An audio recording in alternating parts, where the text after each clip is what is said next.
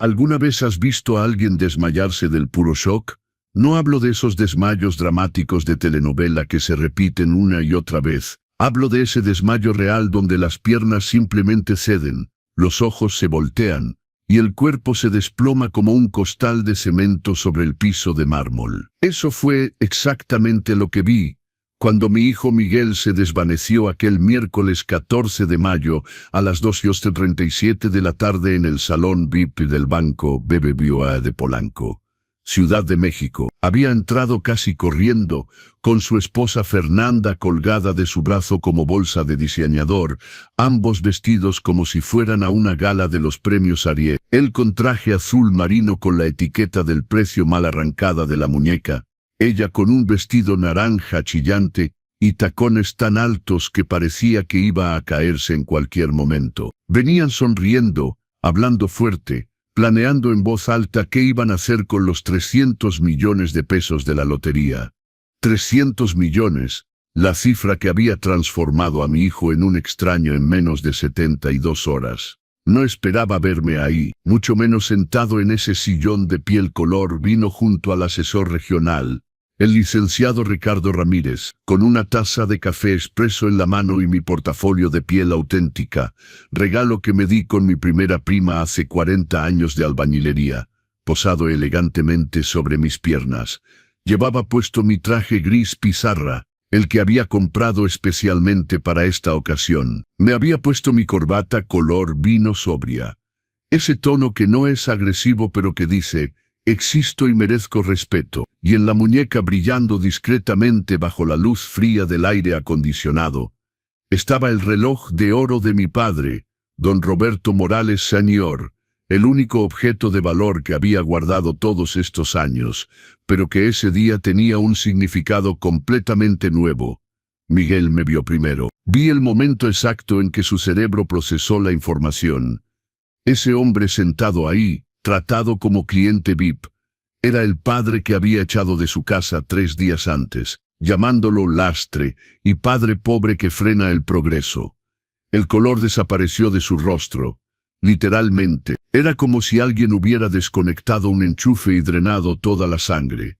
Su boca se abrió pero no salió ningún sonido. Y Fernanda, esa víbora, apretó su brazo y susurró demasiado fuerte. Miguel, ¿qué hace tu padre aquí? El licenciado Ramírez, quien estaba a mi lado revisando unos documentos, levantó la vista con esa sonrisa profesional y dijo con voz firme y cortés, «Buenas tardes, señor Miguel. Don Roberto llegó antes que usted. Justo estábamos finalizando los procedimientos de su cuenta Premium». Premium. Esa palabra cayó en medio de la sala como una bomba. Premium. Fernanda repitió, su voz estridente subiendo 2 tonos. ¿De qué está hablando Miguel? Mi hijo no podía hablar, solo me miraba fijamente. Y yo podía ver en sus ojos, esos ojos color café, que se parecían a los de su madre. Una mezcla de confusión, miedo y algo que me tomó unos segundos identificar. Vergüenza. Fue el licenciado Ramírez quien continuó, siempre profesional, siempre correcto. Don Roberto se convirtió en cliente especial del banco esta semana. Estamos muy honrados de servirle. Es un hombre de carácter, su padre. Hizo una pausa. Me miró como pidiendo permiso, y yo simplemente alcé una ceja. Continuó. Señor, ¿desea explicarle a su hijo o prefiere que yo le cuente? El silencio que cayó en esa sala era pesado, de esos silencios donde puedes escuchar el zumbido de la lámpara fluorescente en el techo, el ronroneo distante del aire acondicionado, la respiración alterada de Fernanda. Tomé un sorbo lento de mi café. Dejé que el sabor amargo se esparciera por mi lengua. Miré a mi hijo, este hombre de 42 años, al que había criado solo después de la muerte de su madre, al que había alimentado trabajando como carpintero, al que había vestido con la ropa que podía costear, al que había puesto en una escuela de negocios privada pagando 12,000 pesos mensuales durante 5 años, haciendo horas extras por las tardes y los fines de semana. Y dije, con la voz más calmada posible, «Licenciado Ramírez, puede decirle, mi hijo merece conocer la verdad». Y fue ahí cuando Miguel se desmayó. Sus piernas cedieron, todo su cuerpo se desplomó, su cabeza golpeó la esquina de la mesa de centro tono, un ruido seco, que me hizo cerrar los ojos por un segundo. Fernanda gritó como histérica, se arrodilló, comenzó a darle palmadas en la cara gritando: «Miguel, Miguel, alguien llame una ambulancia». No me moví de mi silla, simplemente observé a este hombre tirado en el suelo. Mi hijo, mi creación, mi mayor error y mi mayor dolor, y pensé en todo lo que había pasado estos últimos 3 días. Pensé en las palabras que me había escupido en la cara. Pensé en cómo me había empujado fuera de su vida en el momento en que el dinero apareció. Pensé en cuántas noches había pasado despierto preguntándome dónde había fallado. Y pensé en el secreto que había guardado durante 40 años. El secreto que estaba a punto de cambiarlo todo. Si quieres entender cómo llegué a ese banco, cómo un padre de 68 años que vivía en un modesto departamento en Iztapalapa, se convirtió en cliente VIP, mientras su hijo millonario se desmayaba a sus pies, entonces quédate conmigo en esta historia, porque lo que vas a escuchar no se trata solo de dinero, se trata de dignidad, de traición y de la lección más dura que un hijo puede aprender. Y si las historias de superación y justicia tocan tu corazón, suscríbete al canal Los Consejos del Abuelo, porque aquí no ocultamos la verdad, por dolorosa que sea. ¿Sabes lo que es despertarse a las 5 de la mañana todos los días durante 15 años? No para hacer yoga o meditar como esos influencers de Instagram enseñan. Despertarse para ir al taller de carpintería, lijar madera en el frío, pulir tablas hasta que te sangren las manos. Esa era mi vida desde los 28 años. Me llamo Roberto Morales, tengo 68 años, y cuando tenía 28, mi mundo se derrumbó por primera vez. Elena, mi esposa, el amor de mi vida, la mujer que me hacía reír incluso cuando no podíamos pagar la renta, murió de cáncer fulminante. Era un viernes helado de enero. Yo estaba en el hospital con Miguel, que apenas tenía 4 meses. Recuerdo al doctor diciéndome que ya no había nada que hacer. Recuerdo el sonido de mi propia respiración en esa habitación de hospital. Recuerdo caer de rodillas en el pasillo y sentir un dolor en el pecho tan fuerte que pensé que moriría ahí mismo con ella. Pero no morí, porque había una vida que dependía de mí, y esa vida me necesitaba entero, no en pedazos. Elena era maestra de español en una secundaria de Nesa. No éramos ricos, pero no nos faltaba nada. Teníamos suficiente, un departamento modesto pero nuestro, un coche usado que funcionaba, comida en la mesa y proyectos. Tantos proyectos. Cuando ella murió, tuve que empezar de nuevo. Yo era carpintero. Ganaba decentemente, pero con un bebé, los gastos de guardería, los gastos médicos pendientes, el dinero ya no alcanzaba. Empecé a tomar todos los trabajos posibles. De día trabajaba en el taller. Por las tardes y los fines de semana, hacía muebles por encargo en mi pequeño garaje. Dormía 4 horas por noche. Los primeros años fueron los más difíciles. Me encargaba de Miguel mientras trabajaba. Él dormía en una cuna junto a mi banco de trabajo. Por la noche, cuando se despertaba llorando, lo mecía con un brazo y seguía lijando con el otro. Mis dedos estaban llenos de astillas. Mi espalda me dolía de estar encorvado, pero no podía parar. Cada mueble que fabricaba era comida en la mesa. Cada pedido era la renta pagada. Cuando Miguel cumplió 3 años, tuve que ponerlo en la guardería del DIF. Ganaba unos 25,000 pesos al mes acumulando todo. Con la guardería a 5,500, la renta a 10,000, las compras, las facturas, apenas quedaba para vivir. ¿Sabes qué me dijo Miguel cuando tenía 16 años y descubrió cuánto ganaba?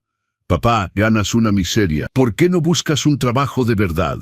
Un trabajo de verdad, como si levantarse antes del alba para construir muebles no fuera un trabajo de verdad, como si lijar madera de rodillas durante horas no fuera un trabajo de verdad. Pero tragué saliva, sonreí, dije que las cosas iban a mejorar.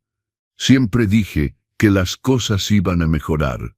Miguel creció avergonzado de mí. No es fácil escribirlo. pero es la verdad. Tenía vergüenza del padre, que llegaba a las juntas de padres con aserrín en el pelo porque venía directo del taller.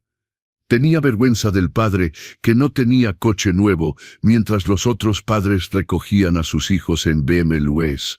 Reluciente. Una vez, debía tener como 12 años, me pidió que no fuera a recogerlo a la escuela. Oye papá, ¿puedes esperarme en la esquina? Es que los chavos se burlan. Esperé en la esquina, bajo el sol abrasador de una tarde de junio, con mis bolsas del mercado. Esperé escondido para que mi hijo no se avergonzara de mí, y sin embargo, amaba a ese muchacho con cada fibra de mi ser. Cuando terminó la preparatoria quiso hacer una escuela de negocios privada porque no fue aceptado en las públicas. La colegiatura era de 12,000 pesos al mes, 12,000 pesos, más de la mitad de lo que ganaba con mi trabajo regular. Fue entonces cuando empecé a hacer muebles de restauración los fines de semana.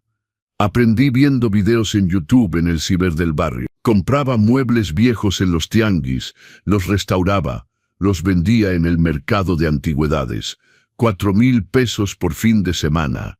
48,000 al mes solo con los muebles, además del resto. Durante 5 años hice eso. 5 años levantándome al alba, lijando, barnizando, con las manos callosas, trabajando hasta el agotamiento. Todo para pagar la escuela de negocios de mi hijo. ¿Sabes cuántas veces Miguel me agradeció durante esos 5 años? Ninguna. Ni una sola vez. Cuando se graduó en 2008, organicé una pequeña fiesta en casa. Mandé preparar canapés con un servicio de banquetes. Compré champán, invité a los vecinos. Estaba tan orgulloso. Mi hijo, graduado de escuela de negocios, hijo de carpintero y de viudo. Llegó a la fiesta, se quedó 20 minutos y se fue. Dijo que tenía una cita con los amigos de la escuela. Con sus verdaderos amigos. Me pregunto qué quiso decir con eso. Me quedé ahí con los canapés enfriándose en la mesa, escuchando a la señora Ramírez de al lado tratando de consolarme.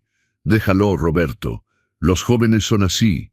Te quieren, solo que no saben demostrarlo. Pero yo ya sabía en el fondo que no era cuestión de no saber demostrar. Era cuestión de no sentir. Los años pasaron. Miguel encontró trabajo en una gran empresa de consultoría. Empezó a ganar bien, 35,000 pesos al mes. Rentó un departamento en La Condesa, un departamento pequeño pero en edificio con portero, alberca, esas cosas. Yo seguía en mi modesto 3 ambientes en Iztapalapa, con las paredes que necesitaban pintura y que yo refrescaba de vez en cuando con el dinero contado. Venía a verme quizá una vez al mes. A veces se saltaba meses. Siempre con prisa, siempre mirando su celular, siempre yéndose rápido. Nunca le pedí dinero. Nunca. Seguí haciendo mis muebles, mis restauraciones, porque tenía mi orgullo y porque en el fondo todavía esperaba que un día viniera a mi casa y dijera: papá, gracias por todo. Pero ese día nunca llegó, y luego, en 2019, conoció a Fernanda, esa mujer que iba a transformar a mi hijo de hijo ingrato en hijo cruel. Pero esa parte de la historia requiere atención especial, porque cuando Fernanda entró en la vida de Miguel, no solo perdí un hijo, perdí la esperanza de ser visto por él algún día. Fernanda Monfort. Hasta el día de hoy su nombre completo sale de mi boca con sabor a hiel. Apareció en una carne asada que Miguel organizó en su departamento en septiembre. Me llamó, cosa rara, y dijo: papá, voy a hacer una carnita asada el sábado. Quiero que conozcas a alguien importante. ¿Alguien importante? Mi corazón dio un salto. Hacía tanto tiempo que no me incluía en nada de su vida, que pensé que finalmente las cosas iban a mejorar. Compré una camisa nueva en una tienda del centro. 1,200 pesos que dolieron en la cartera, pero que pagué con gusto. Hice 2 pais, uno de manzana y uno de pera. Tomé 2 peseros para llegar a la Condesa. Cuando toqué el timbre, tardaron como 5 minutos en abrir. Escuchaba risas adentro, música alta, ese ruido de gente que se está divirtiendo. Cuando la puerta finalmente se abrió, no fue Miguel quien respondió, fue ella, Fernanda tenía 39 años en ese entonces, pero parecía más joven. Cabello rubio, de esos rubios claramente salidos de un salón caro con mechas y reflejos cayendo sobre sus hombros. Piel bronceada artificialmente. Uñas largas rojas que parecían garras. Llevaba un conjunto blanco de lino, pantalón y blusa que probablemente costaba más de lo que yo ganaba en 2 meses. Y la sonrisa, esa sonrisa de alguien que muerde pero no mastica. «Usted debe ser el padre de Miguel», dijo. No era una pregunta, era una constatación. Y la forma en que lo dijo, el padre de Miguel, no don Roberto, dejaba claro que para ella yo no tenía nombre propio. Solo era una función. Sí, Roberto. Traje unos pais. Empecé a extender los platos. Miró los pais como si hubiera traído algo contaminado. ¡Qué lindo! Pay casero. La palabra casero salió con tanto desdén que lo sentí como una bofetada. Déjeme ver si queda espacio en la mesa. Encargamos pasteles de Pastelería Esperanza. Pastelería Esperanza. Insistió en la marca como si yo no supiera que Esperanza era cara. Como si tuviera que recordarme que tenía dinero para comprar donde yo nunca podría. Entré al departamento y lo que vi me apretó el pecho. Había como 15 personas ahí. Todas bien vestidas, todas con ese aire de gente que nunca ha tenido que luchar en la vida. Miguel estaba en el balcón con 3 hombres, todos en polo y bermuda de marca, cerveza importada en mano, riendo. Me vio e hizo una señal con la mano. Solo una señal. No vino a saludarme, no me presentó con nadie, no me incluyó en ninguna conversación. Me quedé ahí parado en la sala, sosteniendo mis platos de pay, sin saber dónde sentarme, sintiendo todas las miradas escanearme de pies a cabeza. Mi camisa nueva de 1,200 pesos de repente parecía un trapo al lado de toda esa ropa. Fue Fernanda quien me guió, o más bien me empujó hacia la cocina.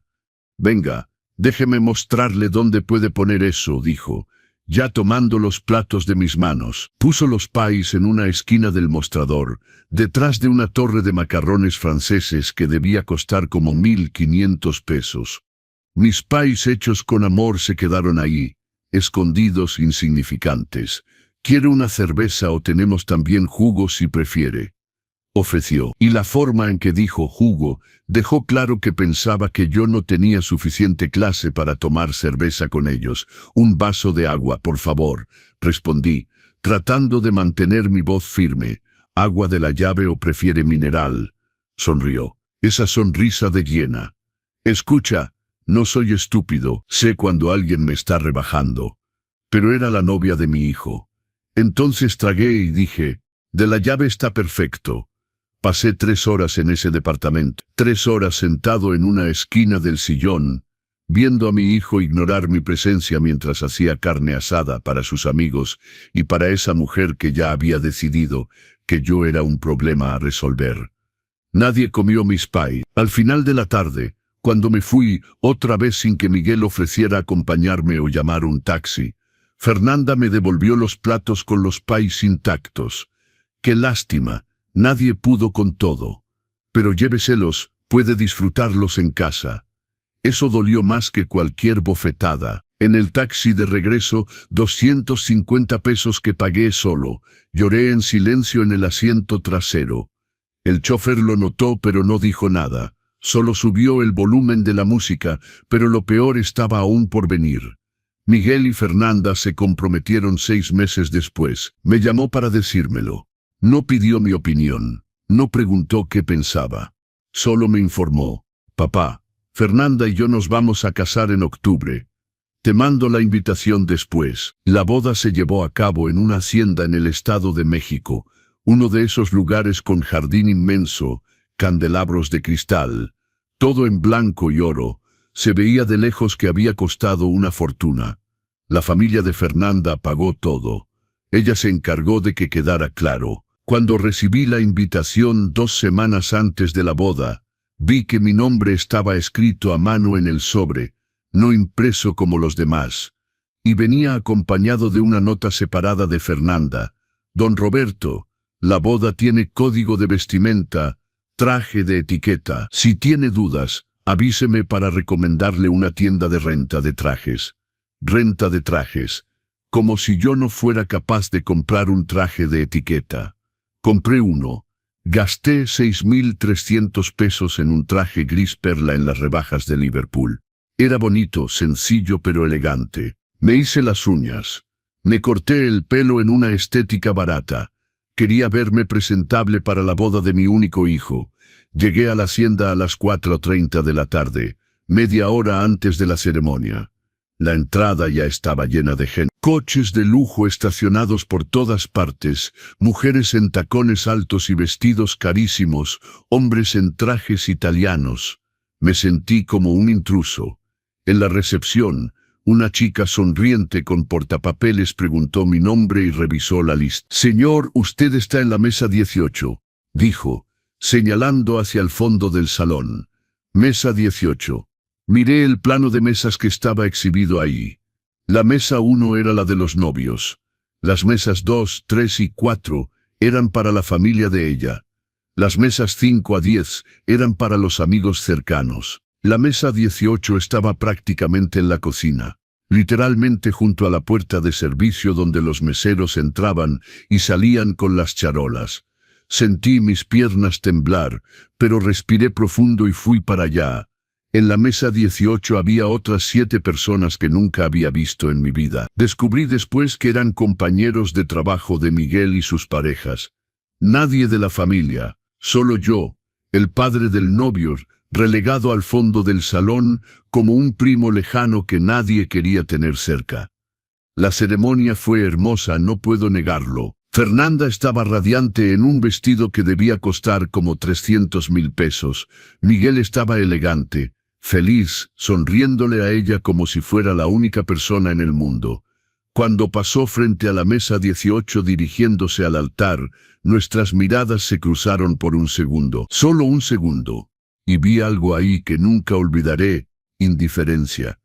Mi hijo me miró con la misma indiferencia con la que se mira a un mesero al que ni siquiera vas a llamar. Lloré durante toda la ceremonia, pero nadie lo notó porque nadie me estaba mirando. En la cena, la comida era maravillosa. Entrada de langosta, plato principal de filete con salsa de vino, postre de 3 chocolates. Pero cada bocado bajaba pesado por mi garganta, porque estaba tragando comida sazonada con humillación. Los novios hicieron el recorrido de las mesas para saludar a los invitados. Empezaron por la mesa 1, obviamente, luego 2, 3, 4, fueron mesa por mesa tomando fotos, platicando, riendo. Cuando llegaron a la mesa, una señal de lejos, solo una señal, y jaló a Miguel del brazo. «Cariño, ven. Vamos a hablar con la gente de la mesa 20. Son los socios de mi papá, los socios del papá de Fernanda». Eso merecía atención. Yo, el padre del novio, no merecí ni un abrazo. Me fui antes del pastel. No pude quedarme. Llamé un taxi, 1.100 pesos, y volví a Iztapalapa con el corazón hecho pedazos y los pies adoloridos en los zapatos apretados que había comprado especialmente para ese día. En el camino pensé en todas las veces que había imaginado la boda de Miguel. Desde que era pequeño soñaba con ese día. Yo bailando con él en el vals, él agradeciéndome en su discurso, yo llorando de emoción al ver a mi muchacho feliz. Pero ninguno de esos sueños incluía una mesa al fondo del salón. Ninguno de ellos incluía ser tratado como un lastre. Y ninguno de ellos preparó mi corazón para lo que vendría después. Porque después de esa boda, las cosas solo empeoraron. Fernanda había conseguido lo que quería. Un marido que la idolatraba y un suegro al que podía borrar de la historia. Y durante 3 años, eso fue exactamente lo que hizo. 3 años pasaron desde esa boda. 3 años en los que mi contacto con Miguel se resumía a mensajes cortos por WhatsApp. «Hola papá, ¿cómo estás?». 2 visitas al año, su cumpleaños en agosto y Navidad. Eso no era vivir, era sobrevivir emocionalmente. Seguía con mis muebles, haciendo menos ahora porque mi cuerpo ya no aguantaba el mismo ritmo. 68 años, no son 28 cuando has pasado 40 trabajando 14 horas al día. Mis rodillas me dolían, mis manos tenían artritis, mi espalda se quejaba cada vez que me agachaba a tomar una herramienta. Pero seguía porque parar significaba pensar, y pensar dolía más que cualquier dolor físico. Fue un sábado, 22 de abril, 10 de la mañana, cuando sonó mi teléfono, uno de esos timbres estridentes que configuras para las llamadas importantes. Era Miguel. Mi corazón se aceleró. Nunca llamaba en sábado por la mañana. Algo andaba mal. Bueno, mijo, ¿está todo bien? Respondí con voz ya temblorosa. Papá, gané la lotería. Su voz era tan fuerte que tuve que alejar el teléfono de mi oreja. Del otro lado escuché a Fernanda gritar también, histérica de felicidad. Ruido de cosas cayendo, de vidrios chocando, esa euforia que solo el dinero grande provoca. Mijo, ¿qué ganaste? ¿Qué? Todavía no entendía. La lotería, papá. Los 6 números, 300 millones de pesos. El piso desapareció bajo mis pies. Me senté en la silla de la cocina, la mano temblando tanto que casi tiro la taza de café que estaba tomando. Dios mío, mijo, ¿estás seguro? ¿Ya verificaste? 3 veces, papá. Fernanda verificó. Yo verifiqué, llamamos a pronósticos y confirmaron. Es real, papá. Soy millonario. Somos millonarios. Ese somos millonarios. Me llenó de una esperanza estúpida. Pero en ese momento realmente creí que me estaba incluyendo. Que después de todos estos años de frialdad, el dinero iba a devolverme a mi hijo. Qué equivocado estaba. Papá, ven acá a la casa. Ven a celebrar con nosotros. Voy a llamar a todos. Va a ser una fiesta.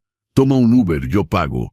No, espera, te voy a mandar un Uber ahorita. Me mandó un Uber SUV, un lujo que nunca había conocido. Coche oliendo a nuevo, asientos de piel suave, chofer cortés llamándome don con respeto auténtico. En el camino lloraba y sonreía al mismo tiempo. Mi hijo había ganado la lotería. Mi hijo ya no tendría que luchar, ya no tendría preocupaciones financieras, podría vivir tranquilo. Y lo mejor, me había llamado para celebrar. Me había incluido, finalmente. Después de tanto tiempo, iba a estar cerca de él en un momento importante. Me detuve en una panadería en el camino y compré ingredientes para hacer un pie. Insistí, pie de ciruela. La receta de mi madre, la abuela que Miguel nunca conoció pero cuyas historias adoraba. Usé los últimos 900 pesos que tenía en mi cartera para esos ingredientes. Harina de calidad, huevos orgánicos, ciruelas frescas. Quería hacer algo especial. Llegué a su casa como a la 1:30 de la tarde. La puerta estaba entreabierta. Del interior venía todo ese alboroto, voces animadas, música. Toqué y empujé la puerta. El departamento era diferente. Había gente que nunca había visto. Una mujer de unos 50 años, muy elegante, sentada en el sillón, con un maletín de piel en el regazo y una tablet en la mano. Un hombre de traje gris, lentes, aire serio, también con papeles desplegados sobre la mesa de centro. Y Fernanda en medio de la sala, hablando sin parar, gesticulando, los ojos brillantes de una manera que rozaba la locura. Entonces, vamos a invertir al menos la mitad en bonos, como 30% en bienes raíces, y el resto lo mantenemos líquido para... Se detuvo cuando me vio. La sonrisa se congeló. Ah, don Roberto llegó. Don Roberto, no suegro, no el papá de Miguel. Don Roberto, como si fuera el plomero que vino a reparar algo. Buenas tardes, Fernanda. Traje un pie para celebrar. Levanté el plato con ambas manos, orgulloso de mi trabajo. Miró el pie como si hubiera traído una rata muerta. ¡Ay, qué lindo! Tomó el plato de mis manos y lo puso en la barra de la cocina cercana, sin realmente mirarlo. Ya encargamos pasteles de Tu Chocolate. Pero gracias. Tu Chocolate, la pastelería más cara de Polanco donde un pastelito cuesta 800 pesos. Miguel apareció de la recámara, el teléfono pegado a la oreja, hablando con alguien de inversiones, de acciones, de cosas que no entendí. Cuando me vio hizo una señal rápida, Articuló un «Hola papá», sin sonido y siguió con su llamada. La mujer del sillón se levantó y se presentó. Licenciada Lucía Fabrea, asesora financiera. Fernanda me contrató para ayudar con la planificación patrimonial. Me extendió la mano de manera mecánica, ya volteando la cara hacia Fernanda, antes de que yo siquiera la estrechara correctamente. El hombre del traje, maestro Mauricio Rivera, abogado especializado en sucesiones y gestión de fortunas. Gestión de fortunas. 300 millones se habían convertido en una fortuna en cuestión de horas. Me senté en el sillón, o más bien me encajé en una esquina del sillón, porque la mesa de centro estaba repleta de papeles, gráficas, tablas impresas. Me quedé ahí, en silencio, viendo todo ese ir y venir mientras me volvía invisible. Fernanda hablaba sin parar. Necesitamos un coche nuevo. Este Tsuru ya no da el ancho. Estoy pensando en una Range Rover. ¿Qué opina? ¿Y la casa? Hay un desarrollo nuevo en Santa Fe. Casas de 80 millones, alberca privada, seguridad las 24 horas. Miguel había colgado y se unió a ella, ambos sentados en el piso, rodeados de fotos de propiedades de lujo impresas del sitio de la inmobiliaria. Esta está increíble, mi amor. 5 recámaras, asador de alta gama, área de spa completa, señaló con entusiasmo. Asador de alta gama. Mi hijo que había comido toda su vida en mi pequeño asador de ladrillo en el patio. Me quedé ahí 2 horas. 2 horas escuchando planes millonarios, oyendo a Fernanda soñar en voz alta con viajes a las Maldivas, a Dubái, a Japón. 2 horas viendo a mi hijo transformarse en alguien que no reconocía. Hasta que yo, inocente, estúpido, demasiado lleno de esperanza, abrí la boca. Mijo, mi voz salió baja, casi tímida. ¿No vas a ayudar al señor Valentín del taller, te acuerdas? Te llevaba a la escuela todos los días durante 2 años. Nunca pidió nada. El silencio que cayó en la habitación era pesado. Miguel me miró con una expresión que nunca había visto. Irritación. Pura irritación. Papá, por favor, no empieces. ¿No empiece qué, mijo? Yo solo... El señor Valentín me llevaba porque iba en la misma dirección. No fue un favor, y yo siempre le llenaba el tanque. No fue gratis. Mentira, mentira descarada. El señor Valentín hacía un desvío de 3 kilómetros todos los días para recoger a Miguel. Y Miguel nunca pagó la gasolina. Pero no iba a discutir delante de esta gente. Está bien, mijo. Perdón. Fernanda puso los ojos en blanco de manera tan exagerada que hasta el abogado lo vio. Miguel, cariño, concentrémonos, tenemos mucho que decidir hoy. Volvió su atención a las tablas.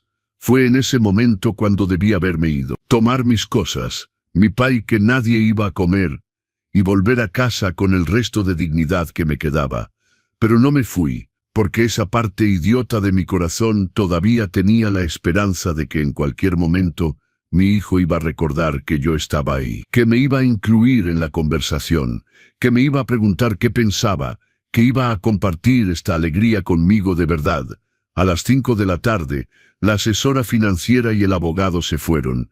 Fernanda pidió sushi por Uber Eats, 5.600 pesos de sushi y sashimi. Cuando llegó, sirvió en la barra de la cocina y llamó a Miguel. Ni siquiera voy a sacar platos, mi amor. Comamos directo de las cajitas. Me muero de hambre. Comieron ahí los dos, hablando en voz baja de la agenda de la siguiente semana. Reunión en el banco, visita a las casas, cita en la agencia de autos. Mi pai quedó arrumbado en la barra, y nadie me ofreció sushi. Fue ahí, en ese momento patético, sentado en el sillón, viendo a mi hijo comer comida cara sin siquiera recordar que su padre estaba ahí, cuando algo en mí comenzó a agrietarse. Todavía no se rompió, pero estaba agrietado. Mijo, creo que ya me voy. Se está haciendo tarde. Me levanté, tomé mi bolsa. Ok, papá. Adiós. Te llamo luego. Ni siquiera levantó la vista. Estaba en su celular viendo algo, riéndose de alguna tontería. Fernanda vino hasta la puerta conmigo, siempre ella jugando el papel de la esposa cortés. Gracias por venir, don Roberto. Estuvo bien tenerlo aquí. Una mentira tan evidente que dolió, Bajé por las escaleras.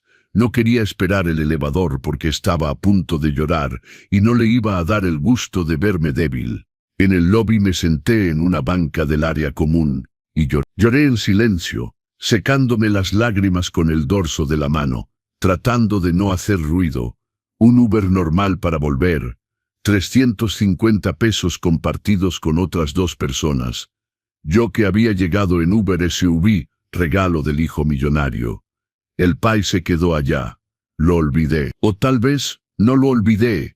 Tal vez lo dejé a propósito, esperando que en algún momento Miguel viera ese pai, se acordara de mí y sintiera aunque sea una pizca de remordimiento. Pero no sintió nada, porque 2 días después, lo peor todavía estaba por venir. Y cuando lo peor llegó con palabras tan filosas que cortaron más profundo que cualquier cuchillo. Domingo, 7 de la tarde. Miguel me llamó pidiéndome que volviera. Papá, ven a cenar con nosotros. Fernanda hizo lasaña. Fernanda haciendo lasaña. Esta mujer que nunca había visto freír un huevo. Pero fui porque soy padre. Y un padre es así. Incluso después de haber sido olvidado en el sillón, incluso después de ver su propio pai ignorado, uno va cuando lo llaman. Uno todavía cree que esta vez va a ser diferente. Tomé el metro, 2 transbordos, 1 hora y 10 minutos de trayecto. Pude haber pedido un Uber, pero mis 900 pesos del pai todavía dolían en el presupuesto. Llegué a las 8:30. La puerta estaba cerrada con llave esta vez. Toqué y esperé. Tardaron. Escuché pasos arrastrándose, alguien quejándose. ¿Quién es a esta hora? Finalmente Miguel abrió. Estaba en short y playera vieja, el pelo revuelto, aspecto de alguien que había dormido toda la tarde. En sus ojos esa mirada un poco desorientada de alguien que todavía está dándose cuenta de que su vida cambió de la noche a la mañana. Hola papá. Pásale. Ni un abrazo ni un qué bueno que viniste. Solo un pásale monosilábico. Y ya estaba dándome la espalda, volviendo al sillón donde estaba viendo algo en la tele. Fernanda estaba en la cocina. Cuando entré vi que no había lasaña en absoluto. Había empaques de comida a domicilio regados en la barra. Comida libanesa. Falafel, hummus tabulé. Oh, don Roberto. Sí, cambié de opinión sobre la lasaña. Me pareció muy complicado. Pedí comida. Ni siquiera me miró al hablar, ocupada viendo su celular. Demasiado complicado hacer lasaña el día que acabas de ganar 300 millones de pesos. Lógico, no hay problema. Puedo comer cualquier cosa. Respondí manteniendo un tono neutral. La cena fue extraña, silenciosa. Miguel comía viendo su celular.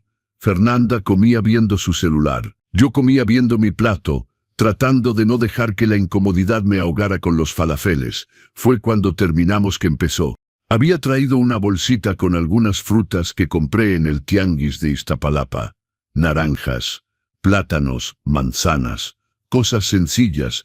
Las puse en su refrigerador que estaba casi vacío. Por cierto, les traje unas frutas. Las compré en el tianguis, se veían buenas. Fernanda abrió el refrigerador, vio las frutas y soltó una risita. Ese tipo de risa que no tiene humor, solo veneno. ¡Ay, qué lindo! Fruta del tianguis. Tomó una naranja, la examinó como si fuera un objeto extraño. Miguel, cariño, vamos a empezar a comprar en la europea ahora. Fruta orgánica, ¿sabes? De las que vienen en cajitas de madera. Fruta en cajitas de madera. 300 pesos el kilo de naranjas mientras hay gente muriéndose de hambre en el mundo. Pero seguí tragando. Mijo, empecé, mi voz saliendo más débil de lo que quería. Mi refrigerador se descompuso la semana pasada. El técnico dijo que no tiene reparación. Hay que cambiarlo.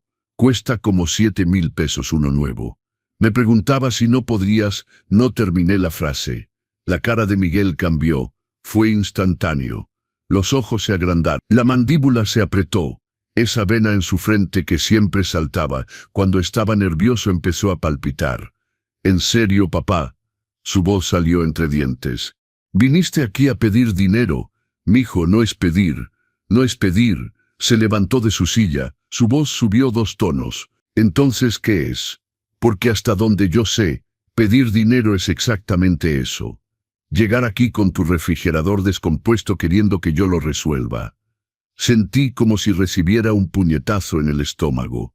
Julián, nunca te he pedido nada. Nunca. En 42 años, esta es la primera... ¿La primera? Se rió, pero no era una risa. Era desprecio. Papá, ¿crees que olvidé? Olvidé todas las veces que pasabas por aquí y mencionabas que el gas había subido, que la luz estaba cara, que la medicina para la presión había aumentado. Me quedé congelado porque sí, había mencionado esas cosas. Pero nunca como una petición de ayuda. Solo eran conversaciones, comentarios sobre la vida. El tipo de cosas que los padres le dicen a sus hijos, o al menos eso pensaba. Mijo, nunca quise que me dieras dinero esas veces. Solo platicaba. Fernanda entró a la sala, brazos cruzados, esa postura de alguien que llevaba mucho esperando este momento. Don Roberto sabe qué es la manipulación emocional. Es exactamente eso, soltar comentarios, crear culpa hasta que la persona se sienta obligada a ayudar. Manipulación emocional. Acababa de acusarme de manipulación emocional. Fernanda, yo traté de hablar pero mi voz falló. Miguel, tenemos que hablar de esto. Se volvió hacia él, la mano en su hombro. Ese gesto de posesión. Tu dinero va a atraer a mucha gente de afuera, mucha gente de adentro de la familia. Tenemos que establecer límites ahora, antes de que esto se vuelva una bola de nieve. Límites. Estaba hablando de mí como si fuera una amenaza externa. Como si fuera una de esas personas que aparecen de la nada cuando alguien gana la lotería.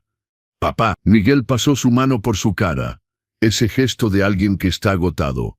Fernanda tiene razón, tenemos que cuidarnos. Este dinero es nuestro futuro.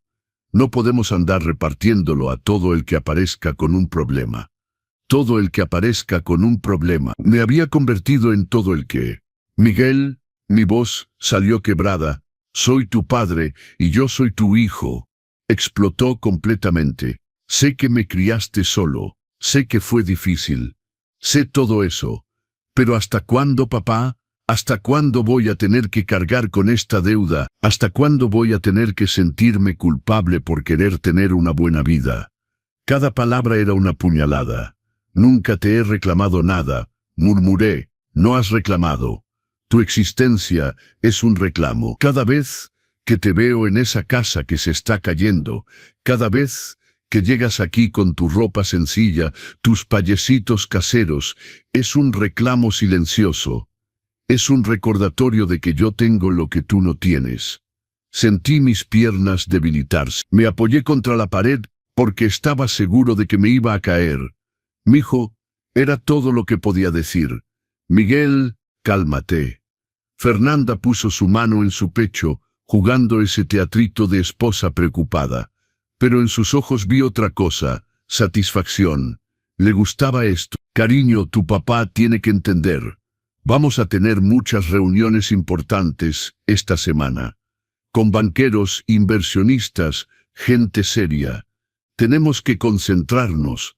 No podemos pasarnos el tiempo resolviendo problemas familiares. Problemas familiares. Yo era un problema familiar. Fue en ese momento que pasó. Tenía en mi mano una taza de porcelana blanca con un filo dorado. Una taza que mi madre me había dado cuando me casé con Elena. Una de las pocas cosas que había guardado todos estos años, y que tontamente había traído para tomar café ahí mientras cenaban. Mis manos temblaban tanto que la taza se resbaló. Cayó al piso de cerámica, explotó en 1000 pedazos, el ruido resonó en la habitación como un disparo. Fernanda saltó de manera dramática, la mano en el pecho. Dios mío, mira, quebró nuestra vajilla. Miguel. Es de la colección que nos regalaron en la boda. No, no lo era. Esa taza era mía. Pero mintió descaradamente y Miguel no me defendió. Perdón, me arrodillé para recoger los pedazos, las manos temblorosas, las lágrimas empezando a nublar mi visión. Déjalo, papá. La señora de la limpieza lo recoge mañana. Miguel habló con tal frialdad que los pedazos de la taza parecieron menos filosos que esas palabras. Me levanté, miré a mi hijo. Realmente lo miré. Y vi a un extraño. Miguel, mi voz era firme ahora. Firme y helada. Dime una cosa. Cuando ganaste este dinero, ¿cuál fue tu primer sentimiento? ¿La felicidad o el alivio de ya no necesitarme? El silencio fue absoluto. No respondió. Y la ausencia de respuesta fue respuesta suficiente. Papá, creo que es mejor que te vayas a casa. Fernanda se adelantó, ya tomando mi bolsa que estaba en el sillón y extendiéndomela. Ha sido un día largo para todos. Necesitamos descansar. Miguel tiene una reunión en el banco el miércoles en la mañana para retirar su premio. Muchas cosas que arreglar.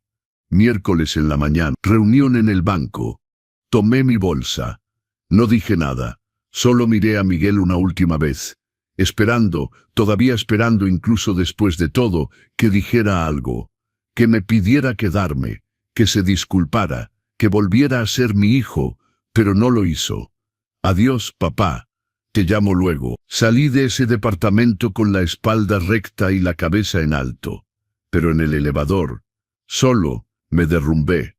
Lloré cada segundo de los 12 pisos hasta la planta baja.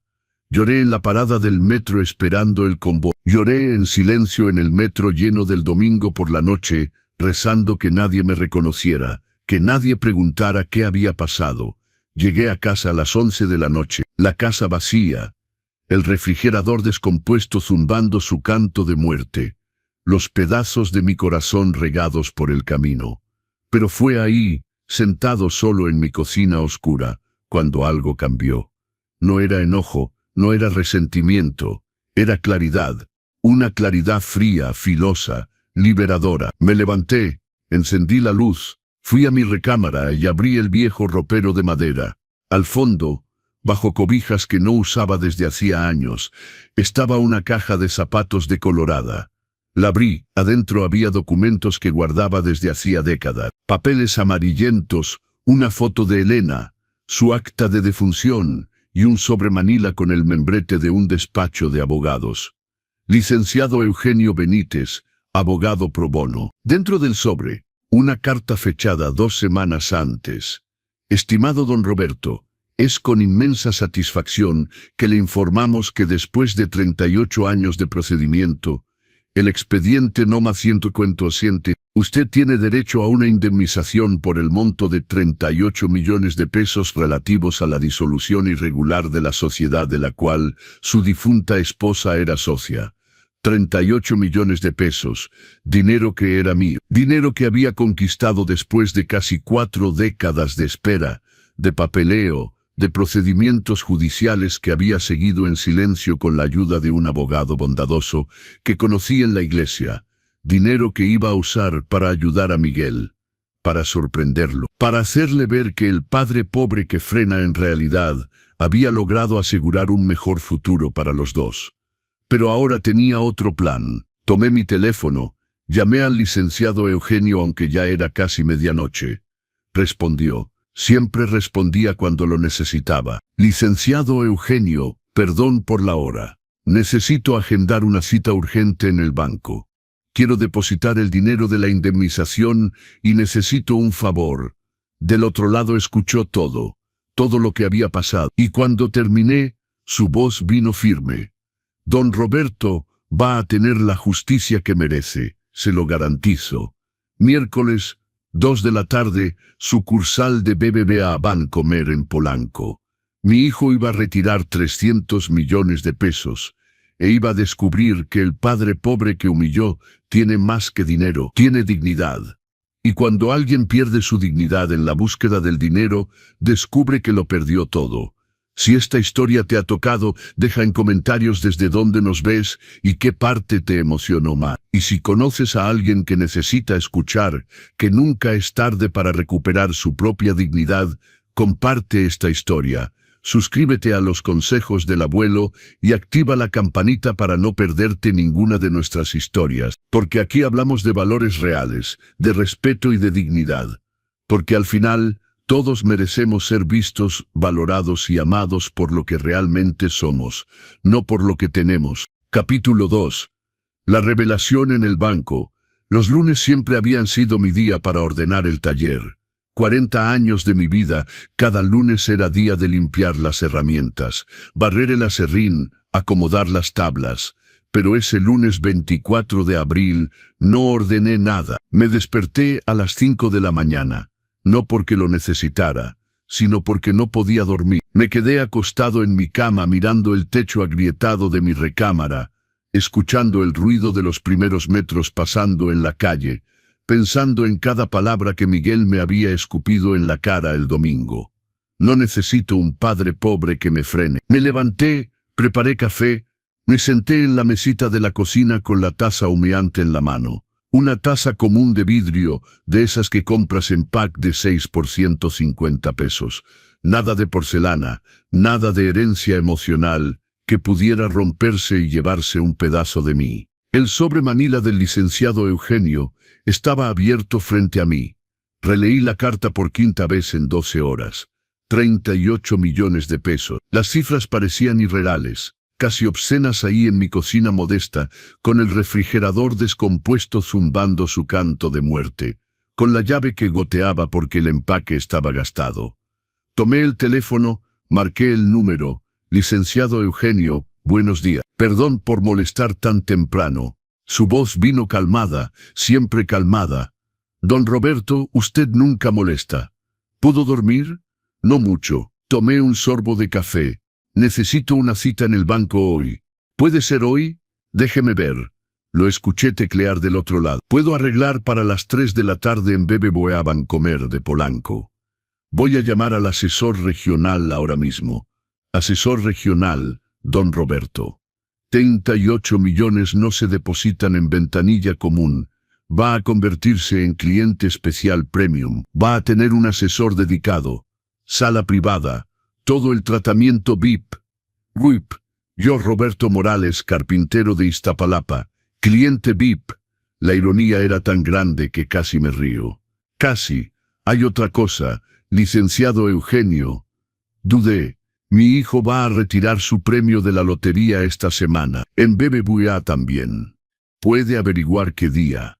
Silencio del otro lado. Luego, don Roberto, ¿está seguro de lo que está planeando? Estoy seguro. Mi voz salió más firme de lo que esperaba. Necesita saber. Necesita entender que el padre que humilló, que echó, que llamó lastre, no es lo que él piensa. Déjeme investigar. Colgué y me quedé ahí, mirando la pared de la cocina donde había una foto vieja enmarcada. Miguel y yo, él con unos 8 años, sonriendo frente al parque de diversiones. Era su cumpleaños. Había trabajado horas extra toda la semana para poder pagar esa salida. La entrada al parque, los dulces, un carrito de control remoto barato que tanto quería. En esa foto me miraba como si yo fuera el hombre más importante del mundo. ¿Cuándo cambió eso? ¿Cuándo dejé de ser padre para convertirme en un problema? Me levanté, descolgué la foto de la pared, la guardé en el cajón de la cocina, sin enojo, solo con desapego. Ese muchacho de la foto ya no existía. Tenía 3 opciones: el traje gris perla que usé en la boda, un pantalón negro con camisa blanca que usaba para ir a la iglesia, o el traje gris pizarra que había comprado hace 6 meses en rebaja, y nunca había usado porque lo guardaba para una ocasión especial. Elegí el traje pizarra. Me preparé con calma. Me puse mi corbata color vino sobria, la que da un aire de seriedad sin parecer exagerada. Me peiné el cabello gris hacia atrás. Me puse mis zapatos de piel que había comprado de segunda mano pero que solo usaba en bodas y cumpleaños. Y tomé el reloj de oro de mi padre, Roberto Señor. Mis dedos temblaron cuando abrí la cajita de terciopelo donde estaba guardado. Hacía años que no lo usaba. Tenía miedo de perderlo, de romperlo, de que me lo robaran en el metro. Pero ese día lo necesitaba conmigo. Necesitaba sentir su peso en mi muñeca, como si mi padre estuviera ahí diciéndome: «Adelante, Roberto, te lo mereces». Me lo puse en la muñeca izquierda. El metal frío contra la piel me dio escalofrío. Tomé mi portafolio de piel, el auténtico que había comprado con mi primera prima, después de dejar los muebles por encargo y encontrar un trabajo fijo como jefe de taller en una escuela de carpintería. 5,000 pesos al mes, de lunes a viernes, con contrato. Era el primer dinero limpio que había ganado después de 40 años en lo informal. Con esa primera prima compré este portafolio, 2,800 pesos en una tienda de Reforma. La vendedora me había mirado con desdén, mi ropa sencilla, mi aspecto de alguien sin dinero, pero cuando puse los billetes en el mostrador, su mirada cambió. Nunca olvidé ese momento, la sensación de poder comprar algo de calidad, sin necesidad de pagar en mensualidades, sin necesidad de pedir descuento, sin necesidad de humillarme. Y ese día, yendo al banco, iba a sentir eso otra vez, pero multiplicado por millones. El taxi llegó a las... Un taxi común, no un Uber de lujo. No necesitaba lujo. Necesitaba dignidad. En el camino el chofer trató de hacer conversación. ¿Va al centro por trabajo, señor? Voy a arreglar unos asuntos al banco, respondí mirando por la ventana. Los bancos siempre son un dolor de cabeza, ¿no? Las filas, la burocracia. Hoy no habrá fila. Hablé más para mí que para él. El edificio imponente, todo de cristal, reflejando el sol de la tarde, gente entrando y saliendo, la mayoría con aire cansado, cargando papeles, quejándose de la espera. Entré por la puerta principal y una recepcionista me detuvo. Buenas tardes, señor. ¿Tiene cita? Roberto Morales, cita con el licenciado Ricardo Ramírez, asesor regional. Revisó en la computadora. Su expresión cambió instantáneamente. Los ojos se abrieron ligeramente. La sonrisa se amplió, la postura más derecha. Así, señor. Usted es cliente premium. Por favor, sígame. Lo voy a llevar directo al salón VIP. Cliente premium. Lo dijo en voz alta y la gente alrededor volteó. Un hombre de unos 68 años, bien vestido pero sin excesos, tratado como cliente premium. Subí en el elevador exclusivo, el que solo funciona con tarjeta de acceso. La recepcionista usó la suya y presionó el piso 10. Cuando las puertas se abrieron, era otro mundo. Alfombra silenciosa, aire acondicionado a temperatura perfecta, sillones de piel, cuadros en las paredes y el silencio. Ese silencio de dinero grande donde los problemas se resuelven en voz baja y con discreción. Por aquí, don Roberto. El salón VIP tenía una mesa de caoba, 6 sillones de piel color vino, una ventana enorme con vista al Ángel de la Independencia, y un minibar con agua, café, espresso y hasta champagne. El licenciado Ramírez me recibió personalmente. Un hombre de unos 45 años, traje azul marino impecable, corbata roja, una sonrisa auténtica que me sorprendió. Don Roberto, qué gusto verlo de nuevo. Extendió la mano y cuando la estreché, la cubrió con su otra mano. Ese gesto de calidez humana verdadera. No lo reconocí de inmediato. Licenciado Ramírez, perdón, pero usted no se acuerda de mí, ¿verdad? Es normal. Yo era niño. Fabricio, el hijo de doña Marcela. Doña Marcela, el nombre me golpeó como un rayo. Doña Marcela, la costurera de Nesa C., mi mamá. Sonrió, los ojos ligeramente húmedos. Usted le vendía muebles restaurados en 1995. ¿Se acuerda? Mi mamá pasaba por un momento difícil después de que murió mi papá. Sin dinero, 3 niños que criar. Usted se enteró y empezó a traerle muebles gratis durante 6 meses. Decía que eran invendibles, que iban a ir al basurero, pero yo sabía que no eran invendibles. Los regalaba para ayudarnos. Me acordé. Doña Marcela, delgada, ojos hundidos, manos temblorosas de tanto coser y de comer tan poco. Y los 3 niños, 2 varones y una niña. El mayor debía tener como 10 años. Tú eras el mayor, murmuré. Sí. Y hoy soy asesor regional de BBVA, gracias a usted, porque nos ayudó cuando teníamos hambre. Mi mamá logró salir adelante. Yo logré estudiar, pasé los exámenes, y cuando vi su nombre en la agenda hoy con el licenciado Eugenio, supe que era usted. Verifiqué todo. Es usted el hombre que salvó a mi familia. Sentí las lágrimas quemar, pero no las dejé caer. Fabricio, has crecido tanto, y usted sigue siendo el mismo. Luchador digno. Señaló la silla. Siéntese, por favor. Vamos a arreglar todo. El licenciado Eugenio me explicó su situación. Me habló de su hijo. Me senté. Sirvió un café expreso en una taza minúscula de porcelana blanca. El café era fuerte, amargo, perfecto. Don Roberto, su hijo, agendó cita para retirar su premio el miércoles. Mañana, a las 2 de la tarde. Aquí mismo, en este salón. Mañana. Quiero estar aquí, dije con firmeza. Quiero que me vea, quiero que sepa. El licenciado Ramírez asintió lentamente. ¿Está seguro? Va a ser doloroso para ambos, lo sé, pero lo necesito. Respiré profundo. Me llamó padre pobre que frena. Me echó de su casa porque pedí ayuda para comprar un refrigerador. Tiene que saber que el padre que humilló tiene más que dinero.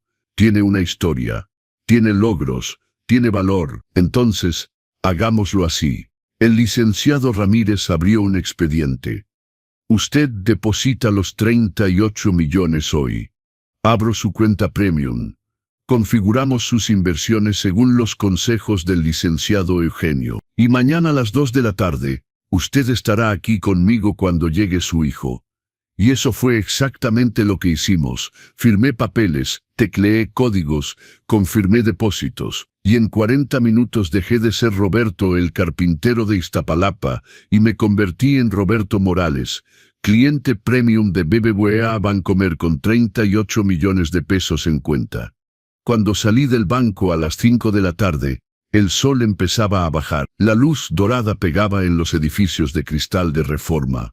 Tomé un taxi para volver a casa y durante todo el trayecto me quedé viendo el reloj de mi padre en mi muñeca. Mañana, papá, murmuré al reloj. Mañana va a entender. Llegué a casa, me quité el traje pizarra, lo guardé cuidadosamente. Me duché, hice una sopa sencilla de verduras. La comí en mi mesita de cocina, solo, en el silencio de mi casa, y por primera vez en semanas dormí toda la noche sin pesadillas, sin angustia, porque sabía que mañana a las 2 de la tarde, mi hijo iba a aprender la lección más dura de su vida. Y cuando el orgullo y el dinero ciegan a un hijo, solo la verdad desnuda y cruda puede abrirle los ojos. Miércoles, el día del ajuste de cuentas. Me desperté a las 6 de la mañana, incluso sin poner despertador. El cuerpo sabía que ese día era diferente. Me levanté, abrí la ventana de la recámara. Dejé entrar el aire fresco de la mañana. La Ciudad de México en mayo tiene un aire que huele a jacarandas. Y ese día, incluso el aire me parecía más ligero. Preparé café. Me senté en la cocina y por primera vez en 2 años, miré la foto de Elena sin sentir esa opresión en el pecho. Tomé el marco que estaba en el estante de la sala. Ella sonriente en vestido de verano, el cabello al viento, esa actitud despreocupada que me había enamorado a los 19 años. Sabías verdad. Le hablé a la foto como si pudiera escucharme. Sabías que esa sociedad iba a valer algo algún día. No era por nada que insistías tanto con los papeles, incluso cuando todo iba mal. Elena había sido maestra, pero también socia minoritaria de una pequeña editorial. Ediciones Luz. Había invertido sus ahorros en 15% de la sociedad, 45,000 pesos de la época. La editorial empezó bien. Publicaba libros de poesía, literatura mexicana. Tenía 3 autores prometedores. Pero en 1983, con la crisis económica, las cosas se descarrilaron. Las librerías no pagaban. Los costos de impresión se dispararon. Un almacén se incendió. Ediciones Luz se hundía. Fue entonces cuando Elena empezó a pelearse con los otros socios. Quería salvar la editorial, encontrar nuevos autores, reducir costos. Pero los 2 socios mayoritarios, Clara Favela y Felipe Arnaud, querían cerrar todo, Declarar quiebra, cada quien por su lado. Recuerdo las discusiones en casa. Elena llegaba estresada, enojada, diciendo que los socios escondían algo, que había dinero entrando pero que no aparecía en los reportes. Roberto, me están engañando, lo sé, pero no puedo probarlo. Murió 3 semanas después. Cáncer fulminante. Cuando murió, yo tenía a Miguel de 4 meses y estaba destrozado.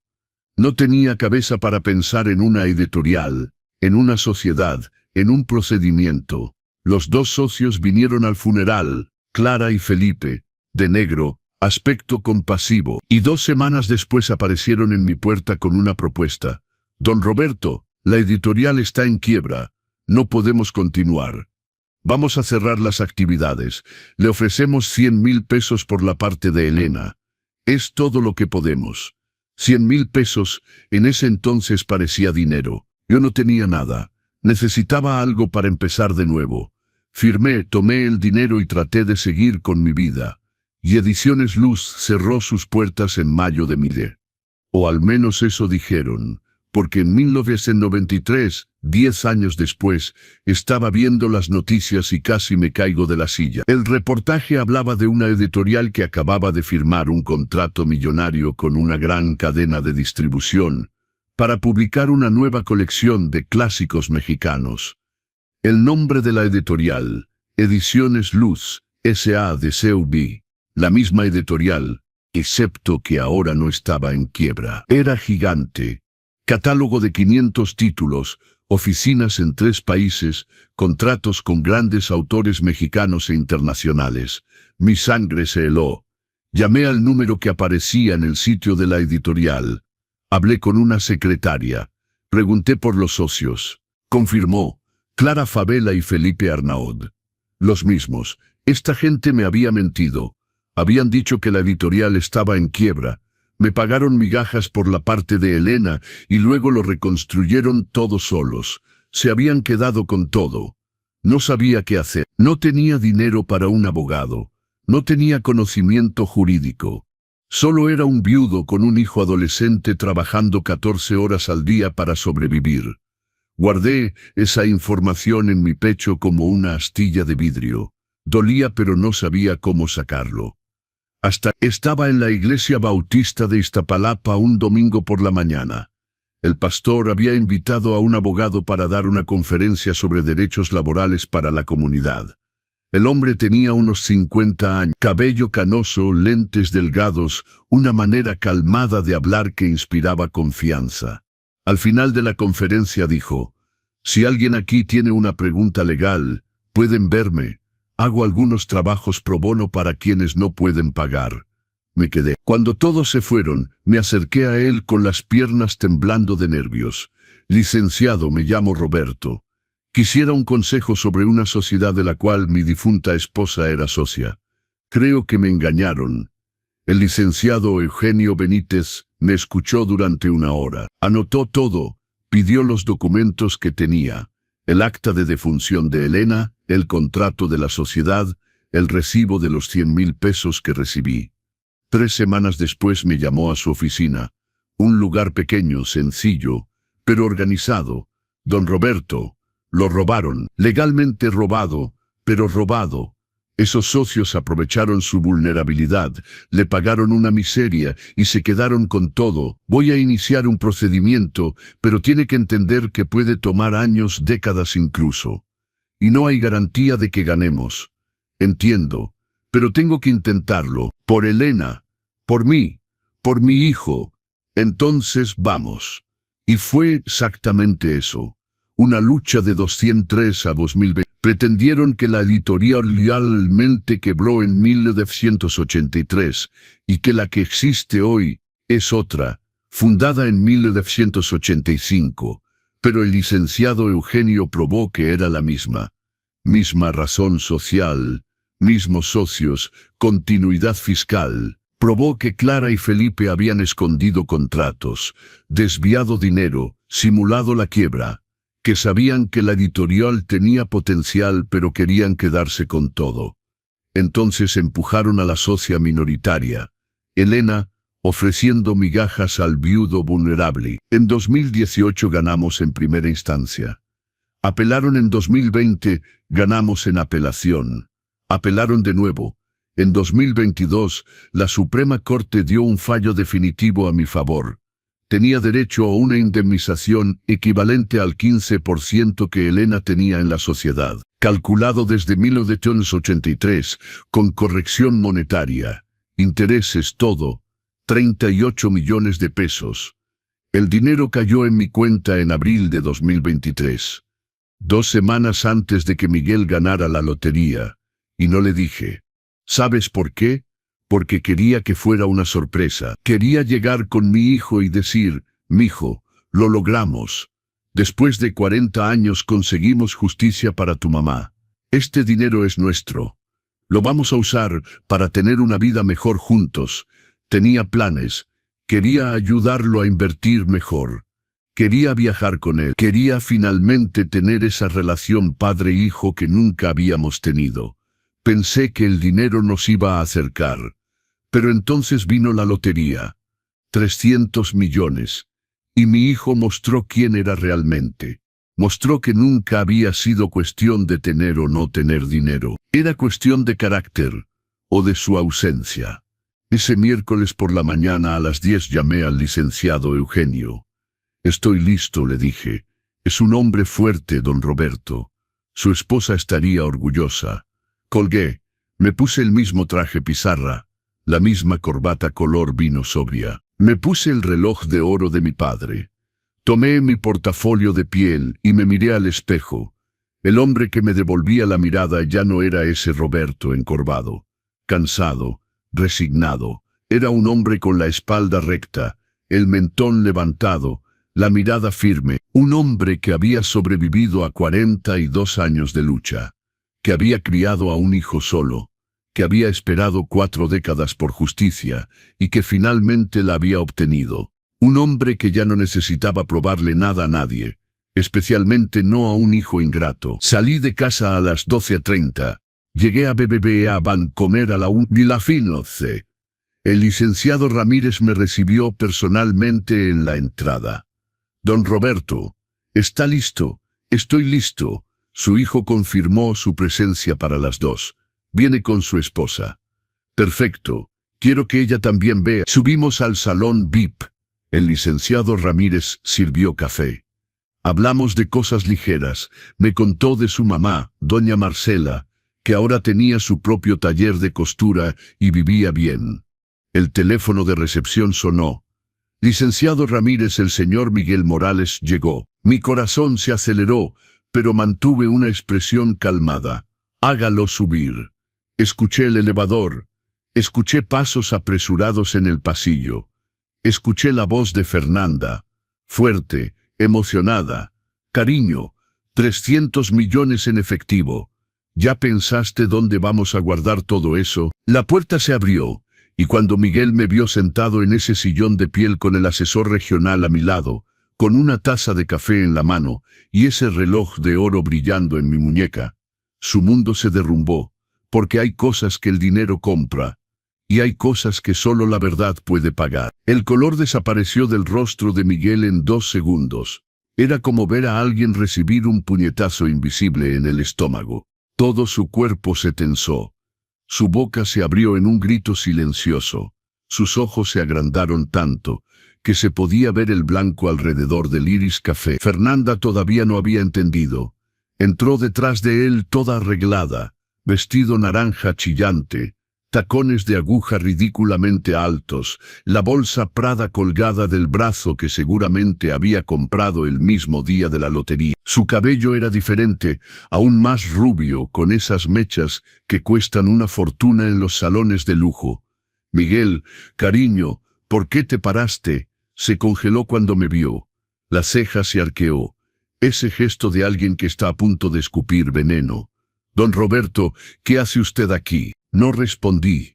Simplemente tomé un sorbo lento de mi café expreso. Volví a poner la taza de porcelana en el plato con un pequeño tintineo delicado y miré al licenciado Ramírez. Licenciado Ramírez, creo que podemos comenzar. El licenciado Ramírez se levantó, extendió la mano a Miguel de manera profesional. Buenas tardes, señor Miguel Morales. Soy Ricardo Ramírez, asesor regional. Sea bienvenido. Señora también, hizo una señal hacia Fernanda. Por favor, tomen asiento. Voy a necesitar algunos documentos antes de liberar el premio. Miguel no se movió. Seguía mirándome fijamente como si fuera una aparición, un fantasma, algo imposible de estar ahí. Papá, su voz salió ronca. ¿Qué? ¿Cómo? ¿Por qué estás aquí? Fernanda rompió el silencio, ya recuperada del shock inicial, ya de vuelta en modo ataque. Miguel probablemente vino a rogar que le des dinero. Don Roberto, escuche, ya hablamos de esto. Mi esposo no puede andar repartiendo su premio a todo el que venga con la mano extendida. La sala se puso tan silenciosa que se podía escuchar el zumbido del aire acondicionado. El licenciado Ramírez se aclaró la garganta, incómodo, me miró como pidiendo permiso para intervenir. Simplemente negué ligeramente con la cabeza. No, déjala hablar, déjala acabar su propio hoyo. Fernanda, Miguel jaló su brazo, la voz baja. No le hables así a mi papá. Demasiado tarde para defenderme, mijo. 42 años, demasiado tarde. Señor Miguel, señora Fernanda. El licenciado Ramírez volvió a su tono profesional, ese tono neutral de alguien que maneja situaciones embarazosas todos los días. Concentrémonos en el procedimiento de retiro, ¿les parece? Por favor, siéntense. Fernanda jaló a Miguel del brazo y se sentaron en los sillones frente al escritorio. Ella me lanzó una mirada de reojo, una de esas miradas venenosas que las mujeres lanzan cuando sienten que están perdiendo terreno. El licenciado Ramírez abrió un expediente. Antes de comenzar el proceso de retiro de los 300 millones, debo informarles de algunas formalidades. El monto será depositado en una cuenta especial. Usted se convertirá en cliente premium del banco. Tendrá acceso a consultoría financiera exclusiva. Siguió hablando, pero vi que Miguel no prestaba atención. Seguía mirándome de reojo, tratando de entender. Fernanda, en cambio, bebía cada palabra. Ya estaba calculando, planeando, soñando despierta con ese dinero. Fue entonces cuando el licenciado Ramírez soltó la bomba. Y aprovecho para informarles que don Roberto también es nuestro cliente premium. De hecho, llegó antes que ustedes hoy porque teníamos una reunión de planificación patrimonial programada. El tiempo se detuvo. Miguel parpadeó 3 veces seguidas, procesando la información. Don Roberto, repitió el licenciado Ramírez con calma, es cliente premium de BBVA Bancomer desde el lunes de esta semana. Depositó una suma importante y está siendo atendido por nuestro sector de inversiones de alto patrimonio. Fernanda soltó una risa corta, una de esas risas de incredulidad mezclada con desprecio. ¿Cliente premium, don Roberto? Me miró de arriba abajo. ¿Con qué dinero? Silencio. Golpeé mi mano en el apoyabrazos del sillón con tanta fuerza que todos saltaron. 38 millones de pesos, dije, mi voz saliendo tan calmada que hasta yo me sorprendí. Indemnización judicial concerniente a la sociedad de la cual mi difunta esposa era socia. El juicio duró 20 años. Ganamos. El dinero cayó en mi cuenta hace 2 semanas. La mandíbula de Fernanda cayó. Miguel se puso blanco. No ese blanco de sorpresa. Ese blanco de alguien que acaba de entender que cometió el mayor error de su vida. Papá. Trató de hablar pero su voz falló. 2 semanas antes de tu lotería, Miguel. Continué implacable. Recibí esta noticia y estaba tan feliz, porque finalmente podría ayudarte. Finalmente podría venir con mi hijo y decir, lo logramos. Después de 40 años de lucha, lo logramos. El dinero de tu mamá finalmente llegó y quería compartirlo contigo.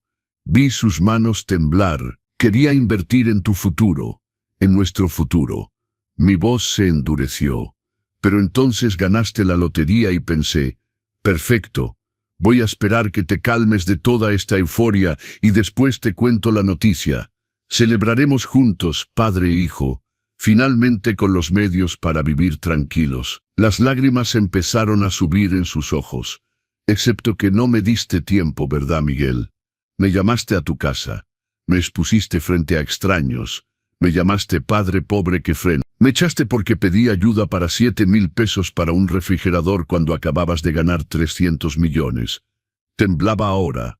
Realmente temblaba, las manos apretando los apoyabrazos del sillón. No sabía, murmuró. Claro que no sabías. Mi voz salió más fuerte de lo previsto. Respiré profundo. Volví a un tono calmado. No sabías porque nunca te interesaste. Nunca preguntaste cómo estaba. Nunca quisiste saber qué pasaba en mi vida. Para ti siempre fui solo el padre, esa obligación que cargabas, esa piedra en el zapato que te recordaba de dónde venía. Fernanda trató de intervenir, su voz saliendo estridente. Don Roberto, está exagerando. Miguel ¿Siempre qué? Volteé la cabeza hacia ella tan rápido que dio un saltito en su silla. ¿Siempre me amó? ¿Siempre me respetó? ¿Siempre me trató con dignidad? Dime, Fernanda, ¿en cuál de tus fiestas fui tratado como el padre de tu esposo? ¿En la boda cuando me pusieron en la mesa 18 cerca de la cocina? ¿O en la carnita asada cuando dijiste que mi pai casero era lindo con ese tono de desprecio? Se puso roja. Abrió la boca para responder, pero no salió ningún sonido. El licenciado Ramírez se aclaró la garganta de nuevo. Tal vez sería mejor que los deje un momento para que la familia platique. No hace falta, licenciado Ramírez. Me levanté del sillón, tomé mi portafolio. Ya terminé mi reunión. Los documentos para mi viaje por Latinoamérica están listos, ¿verdad? Sí, don Roberto. 6 meses boleto en primera clase, hoteles reservados, todo según sus deseos. Perfecto. Latinoamérica. Primera clase. 6 meses. Vi el shock multiplicarse en el rostro de Miguel. Se levantó de un salto, casi tumbando el sillón. Papá, espera, tengo que hablarte. No, Miguel, no tienes que. Lo miré por última vez ese día. Tienes que retirar tus 300 millones, comprar tu Porsche, tu casa de 80 millones, viajar a Dubái, hacer todo lo que planeaste mientras yo estaba sentado en el sillón, invisible e insignificante. Papá, por favor. Su voz estaba ahora ahogada. Lo siento. No sabía. ¿Sabías que, Miguel? Me detuve en la puerta. Me di la vuelta. Si hubiera sabido que tenía dinero, entonces sí habría merecido respeto. Entonces sí habría sido lo suficientemente bueno para formar parte de tu vida. Negué con la cabeza. Eso solo prueba mi punto. Lo que perdiste no fue un padre pobre. Perdiste a un padre que te amaba incondicionalmente. Y a diferencia del premio de la lotería, eso no se recupera. Salí. Escuché un ruido detrás de mí. Algo cayendo, un cuerpo desplomándose. Escuché a Fernanda gritar. Miguel, Miguel, alguien ayuda. Pero no me di la vuelta. Escuché el sonido sordo de un cuerpo de 90 kilos golpeando el piso de mármol. Escuché al licenciado Ramírez llamar a la enfermería del banco. Me detuve en el pasillo, la mano todavía en la manija de la puerta, el corazón latiendo rápido. Por un segundo, solo un segundo, casi me doy la vuelta, porque soy padre. Y un padre, por más herido que esté, todavía siente ese pellizco en el corazón cuando su hijo cae. Pero entonces recordé esas palabras, padre pobre que me frena, y mis pies siguieron adelante. Había un pequeño salón de espera al lado con sillones de piel y una máquina de café. Me senté. No iba a irme sin saber si estaba bien. No soy inhumano, pero tampoco iba a correr como el perro que recibe golpes y vuelve de todas formas. 5 minutos después apareció el licenciado Ramírez. Don Roberto, está despertando. La enfermera está con él. Fue un desmayo emocional. Nada grave. Hizo una pausa. Pero lo está pidiendo. Lo está suplicando. De hecho, está lo suficientemente bien para continuar el procedimiento de retiro. El licenciado Ramírez parpadeó, sorprendido por la frialdad de mi pregunta. Sí, pero tal vez sería mejor posponer. No Me levanté. Vino a retirar el dinero. Que lo retire. Volví al salón VIP. La escena era patética. Miguel estaba sentado en el piso, recargado en la pared, la corbata floja, el pelo revuelto, el rostro todavía pálido. Un moretón se estaba formando en su frente donde había golpeado al caer. La enfermera, una joven de bata blanca, revisaba su presión. Fernanda estaba agachada a su lado, las manos en su cara, tratando de jugar el teatrito de esposa preocupada. Pero en sus ojos vi otra cosa: cálculo. Estaba preocupada, sí, pero no por Miguel, por el dinero que podría o no lograr retirar en ese estado. Cuando Miguel me vio en la puerta, sus ojos se llenaron de lágrimas. «Papá», su voz salió débil, rota. Entré, me senté en el mismo sillón de antes, crucé las piernas, esperé. La enfermera terminó. «La presión está normal ahora». Realmente fue un shock emocional. Tiene que mantenerse calmado, respirar profundo, tomar agua. Le pasó un vaso. Miguel lo tomó con manos temblorosas. Bebió a pequeños sorbos. «Los voy a dejar platicar», dijo la enfermera discretamente, saliendo y cerrando la puerta. El licenciado Ramírez se quedó, pero se posicionó en una esquina discreta, fingiendo ocuparse de papeles. El silencio en la sala era denso, pesado. Fue Miguel quien lo rompió, su voz saliendo ronca. «Papá, yo no tengo palabras». «Entonces no hables». Mi voz era calmada, helada. «Firma los papeles, toma tu dinero y ve a vivir tu vida de millonario». «No». Trató de levantarse, pero sus piernas todavía estaban débiles. Se quedó de rodillas. «No, papá, por favor, déjame explicarte». «¿Explicarme qué, Miguel?» Lo miré a los ojos. «Explícame cómo me llamaste lastre. Explícame cómo me echaste de tu casa porque pedí 7,000 pesos. Explícame cómo te quedaste sentado en tu departamento comiendo sushi de 5,000 pesos mientras yo estaba invisible en el sillón. Adelante. Explícame». Bajó la cabeza. Las lágrimas cayeron al piso de mármol. «Fui una basura. Lo sé. No tengo excusas. Tienes razón. No tienes excusas». Respiré profundo. «¿Sabes qué es lo que más duele, mijo? No es ni siquiera la falta de respeto. Es saber que solo estás arrepentido porque descubriste que tengo dinero. Si hubiera entrado aquí pobre, de verdad pobre, pidiendo limosna como Fernanda sugirió, me habrías echado otra vez». «No, no es cierto». Levantó la cabeza, desesperado. Ya me sentía mal desde el domingo. No podía dormir. No podía comer bien. Fernanda se dio cuenta. Me preguntó qué pasaba y le dije que te había maltratado. «Ah, sí». Miré a Fernanda. «¿Y qué dijo tu esposa cuando le contaste eso?» Fernanda se puso roja, desvió la mirada. «Miguel, habla». «¿Qué dijo?» «Silencio». «Dijo que habías hecho bien, ¿verdad?» No era una pregunta, era una afirmación. Dijo que tenías que establecer límites y que yo iba a convertirme en una carga, ¿verdad?» Fernanda explotó. «Escuche, don Roberto, no sabía que usted tenía dinero. Si hubiera sabido, ahí está». Golpeé mi mano en el apoyabrazos del sillón con tanta fuerza que todos saltaron. «Ese es el problema. Si hubiera sabido que tenía dinero, eso es todo lo que les importa a ustedes dos. El dinero, no el carácter, no la historia, no el amor, solo el dinero». Me levanté del sillón. Tomé mi portafolio. «Papá, no». Miguel intentó levantarse otra vez. Lo logró esta vez. Tambaleó hasta mí. «Por favor, dame una oportunidad de arreglar esto». «¿Arreglar?» Me reí. Pero no había humor en esa risa.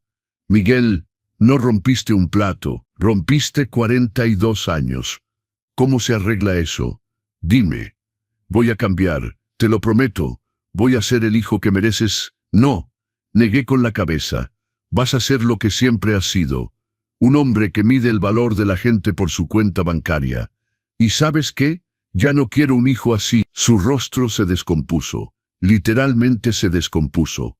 Su boca tembló, sus ojos se desbordaron.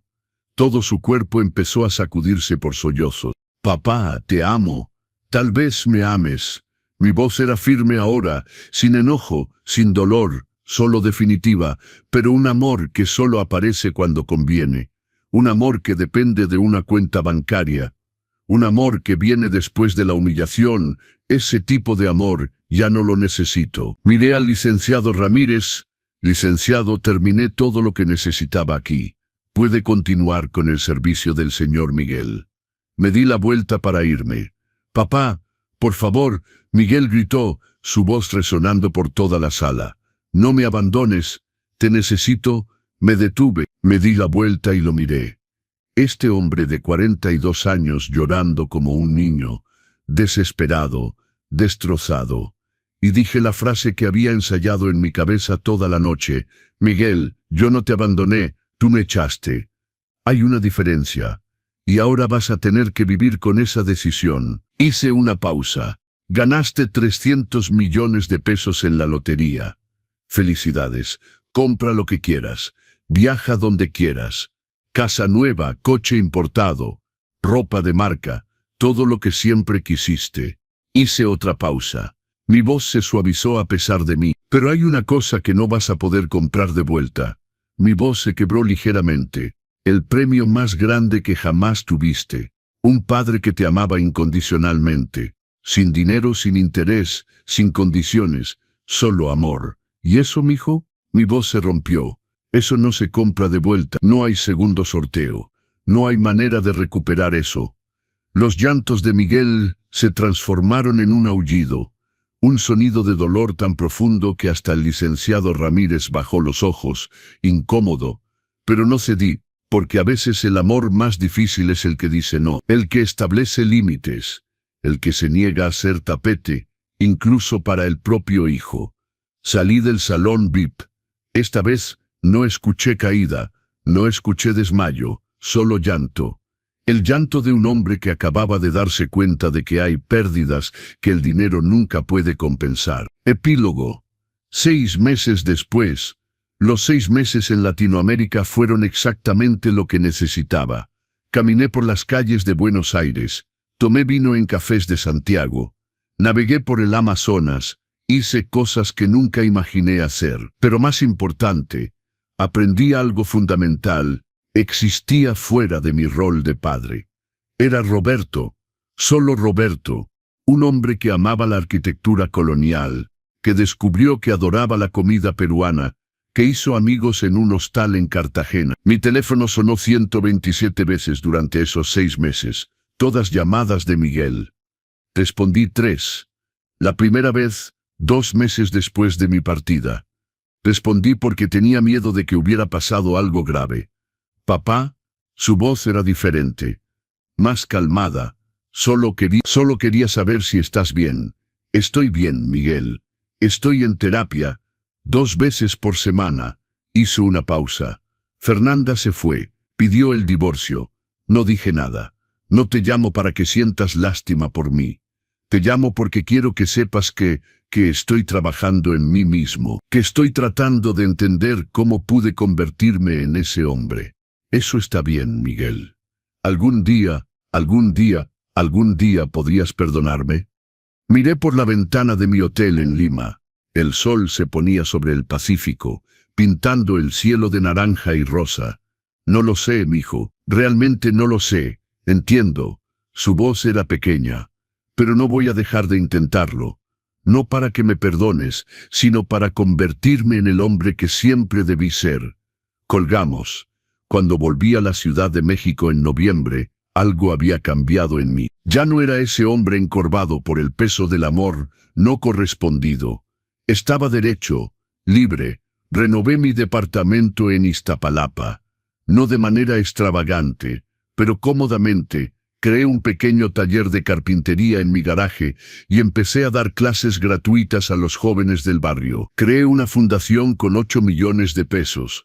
Fundación Elena Morales, para ayudar a viudos y viudas con niños pequeños, porque sabía lo que era no tener opciones, no tener salida, no tener esperanza.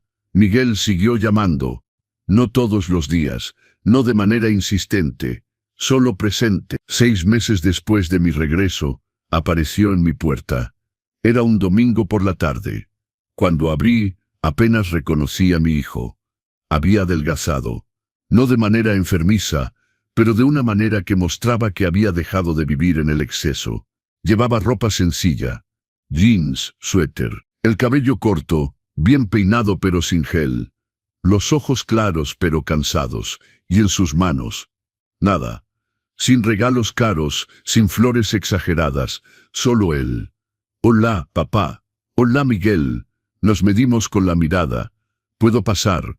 Dudé, pero asentí. Entró y se detuvo en medio de la sala, mirando todo.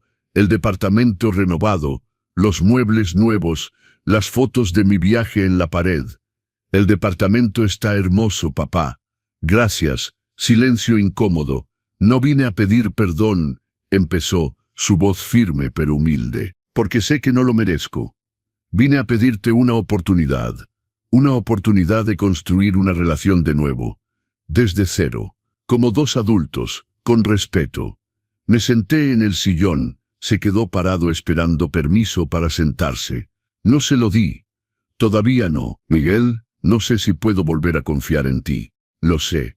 Y no espero que confíes en mí ahora, solo espero que me dejes intentar probar, con el tiempo, con acciones, que cambié. Lo miré, realmente lo miré, y vi algo diferente. Ya no era ese hombre arrogante cegado por el dinero, era alguien roto tratando de reconstruirse. Si acepto esto, y es un muy grande sí, será con condiciones. Acepto todo. Primera condición, la terapia continúa. No es negociable. Segunda, me tratas con respeto. Siempre, tenga dinero o no. Tercera, no soy tu muleta emocional. Tú resuelves tus problemas, yo resuelvo los míos. Cuarta, límites. Tengo mi vida ahora. Viajes, proyectos, amigos. Y vas a respetar eso. Acepto todo. Y quinta, hice una pausa. El perdón no es olvido.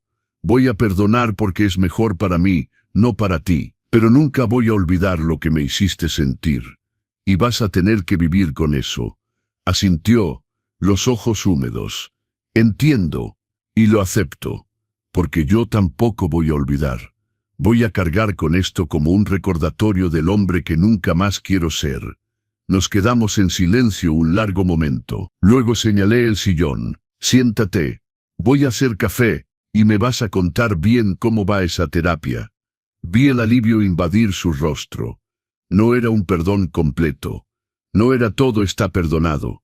Era un inicio. Pequeño, frágil, pero honesto. Mientras preparaba el café en la cocina, miré el reloj de mi padre en el estante especial que había mandado hacer. No va a ser el hijo perfecto con el que soñé, murmuré al reloj. Pero tal vez con el tiempo sea un hijo decente. Y tal vez eso sea suficiente. Un año después de esa confrontación en el banco, Miguel y yo tenemos una relación. No es la relación padre-hijo perfecta de las películas. No hablamos todos los días. No pasamos todos los domingos juntos, pero nos vemos una vez por semana. Tomamos café. Tenemos conversaciones reales. Me contó de su terapia, de cómo se dio cuenta de que su relación con el dinero era tóxica, que medía su valor y el de los demás a través de un prisma material. Me contó cómo creó una ONG para ayudar a niños de padres solteros a acceder a la educación. Cómo invirtió el dinero de la lotería no en coches de lujo, sino en proyectos que tienen sentido. Me quedé con 20 millones para vivir cómodamente, me dijo un día. El resto lo estoy usando para tratar de reparar el mundo, porque no puedo reparar el pasado, pero puedo intentar crear un mejor futuro. Y yo seguí viviendo, viajando, dando mis clases de carpintería, disfrutando de mis amigos. Aprendí que no necesitaba ser definido por mi rol de padre. Era Roberto. Y Roberto tenía valor, independientemente del reconocimiento de quien fuera. La verdadera lección que aprendí, y que espero que tú te lleves, no es que el dinero es malo, el dinero es neutro. Es una herramienta. La lección es que las personas muestran quiénes son realmente cuando tienen poder. El dinero es poder, y ese poder revela el carácter. Miguel no se convirtió en alguien malo por el dinero. El dinero simplemente reveló lo que ya estaba ahí. Una falta de respeto, una vergüenza de sus orígenes, una incapacidad de ver valor más allá de lo material. Pero aquí está la otra lección, igual de importante. Las personas pueden cambiar, no fácilmente, no rápidamente, pero pueden. Miguel está trabajando en sí mismo, está intentando, no es perfecto. Hay recaídas, hay momentos donde veo al viejo Miguel resurgir, pero está intentando, y eso ya es mucho. En cuanto a mí, aprendí la lección más difícil para un padre. Amar a alguien no significa aceptar ser maltratado por esa persona. Puedes amar a tu hijo y establecer límites, puedes amar a tu hijo y exigir respeto, puedes amar a tu hijo y decir, no, este comportamiento no es aceptable, porque aceptar ser un tapete no ayuda a tu hijo, lo incapacita, le enseña que puede tratar mal a la gente sin consecuencias. La mayor bondad que le hice a mi hijo no fue perdonarlo inmediatamente, fue mostrarle que hay consecuencias. Que el amor incondicional no significa tolerancia incondicional a la falta de respeto. Si esta historia te tocó, tal vez porque eres un padre que se siente invisible, o un hijo que se da cuenta de que no ha valorado suficiente a sus padres. Entonces escúchame, para los padres, tienen valor, su valor no depende del reconocimiento de sus hijos. Tienen derecho a establecer límites, tienen derecho a decir, basta. Y eso no los hace malos padres, los hace personas con dignidad. Para los hijos, sus padres no son cajeros automáticos de apoyo emocional y financiero, son seres humanos con sentimientos, sueños, necesidades. El tiempo que tienen con ellos no es infinito. No esperen a que se vayan, o peor, que todavía estén ahí pero emocionalmente idos, para darse cuenta de su valor. El dinero va y viene, las casas, los coches, la ropa de marca, todo eso termina en la basura o en un tianguis. Pero las relaciones, los recuerdos, el respeto, el amor auténtico, eso es lo que queda. Eso es lo que importa cuando eres viejo y miras hacia atrás. No midas el valor de las personas por su cuenta bancaria, mídelo por su carácter, su integridad, la forma en que tratan a otros cuando no tienen nada que ganar. Y si has maltratado a alguien, un padre, un amigo, una pareja, porque pensabas que no tenía nada que ofrecerte, debes saber que nunca es demasiado tarde para cambiar. Pero el cambio debe ser real. No solo palabras, acciones, tiempo, humildad, y aún así, la persona que heriste tiene derecho a no perdonarte. Tiene derecho a mantener sus límites, tiene derecho a decir, te amo pero de lejos, y tienes que respetar eso, porque al final, eso es respeto, eso es amor maduro. Gracias por escuchar esta historia hasta el final. Si te tocó, deja un comentario diciéndome desde dónde nos ves y qué parte te marcó más. Suscríbete a los consejos del abuelo y activa la campanita para no perderte ninguna de nuestras historias de vida, dignidad y respeto. Comparte esta historia con alguien que la necesite. Y recuerda, tienes valor, siempre, incluso cuando otros no lo ven. Hasta pronto, y que la sabiduría te acompañe.